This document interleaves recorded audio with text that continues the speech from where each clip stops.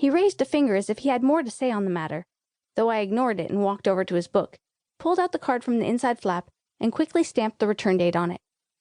"Congratulations, your book has been returned." He took a moment, taking in my image, before he let out a sigh of relief. "Well, I guess I can get on with the rest of my life now." He held himself differently, somehow more relaxed, as if a huge weight had been lifted off his shoulders. Who knew that the lateness of a book could cause such stress with an individual? But here was proof, standing right in front of me.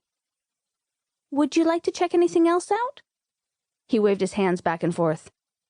No, I think I'll destroy my library card when I get home. Obviously, I cannot be trusted with the thing." I looked down at the title of the book he had returned. "The Mirror Inside. Never heard of it. Is it any good?"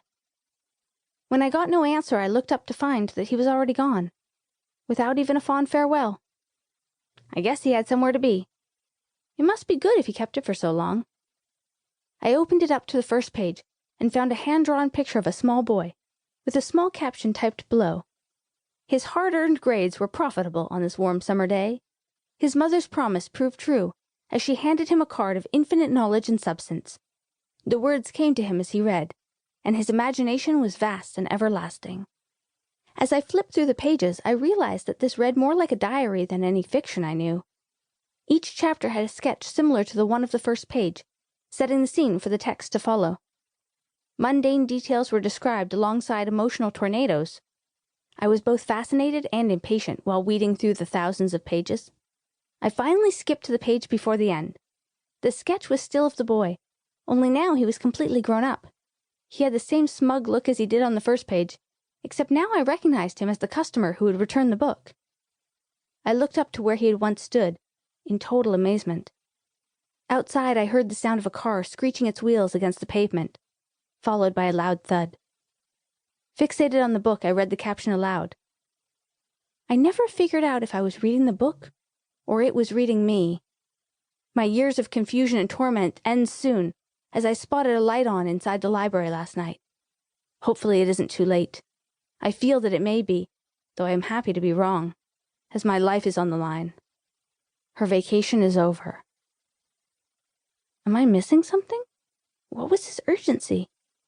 I flipped through the previous pages and found no clue as to what he was referring to. Anxious and bemused, I proceeded to the last page. There was a sketch of a car accident. The shock took my breath as I quickly read the caption. He went outside thinking he had rid himself of the curse, but it was only the beginning. He had foreseen his own demise, or had the book. In either case, it came true, like every other page in the old book. When he had checked in the book, he had checked himself out of existence. Everything must come to an end sometime. When your hands tire of flipping the pages, when your lungs tire of pushing air, without an end, there would be no new starts. I thought about rushing outside to help the man, but I was more scared about confirming the book's words rather than debunking the theory.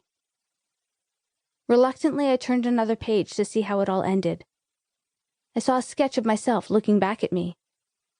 It shared my feeling of horror, as if it were a mirror, though it didn't move. Words started to appear on the page in my own handwriting. The librarian reads the caption aloud, disbelieving what she is seeing. Is this real or a flaw in her imagination? A dream or a nightmare? She knows there is only one way to find out. She will have to turn the next page. I swiftly slammed the book closed with a nope. Looking at the code on the spine, I made my way to the hundreds, or philosophy and psychology section of the library. I'm not falling for that one, magic or not. Everyone wants to know the future until they realize that we all die in the end. It's better to forget how tragic life can be and start capturing moments. Then hold on to them long enough to escape yourself. Maybe just for a little while.